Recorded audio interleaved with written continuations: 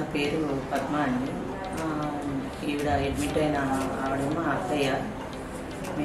మేము యాక్చువల్గా ఉండేది ఫతేనగర్లో ఉంటాము. మా అత్తయ్యకి కొంచెం హెల్త్ న్యూరో ప్రాబ్లం వల్ల నేను ఫస్ట్ టైం జాయిన్ చేస్తాం ఐసీయూలో. అది కొంచెం ఆవిడ రికవరీ అయిన తర్వాత మేము మళ్ళీ ఇప్పుడు కొంచెం ప్రాబ్లం వచ్చింది ఆవిడకి, దానివల్ల మళ్ళీ అడ్మిట్ చేసాము.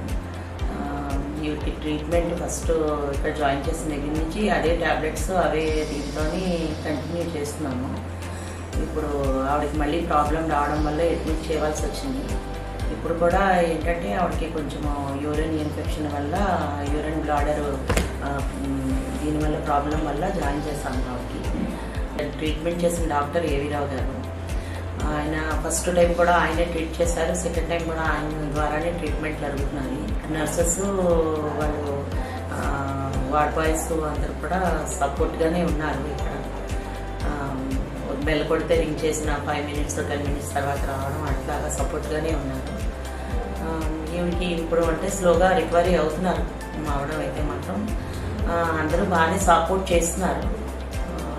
హాస్పిటల్ సెయింట్ తెరీసా హాస్పిటల్ ఎర్రగడ్డ దీన్ని అన్ని విధాలా కొంచెం సపోర్ట్గా ఉంది. అమౌంట్ విషయంలో కానీ ఏ విషయంలోనో కానీ ఇది మాకు అందుబాటులో పేదవాళ్ళకి అన్నట్లుగా మిడిల్ క్లాస్ ఫ్యామిలీ కనుక కొంచెం అందుబాటులో ఉందనని మేము జాయిన్ చేస్తాము.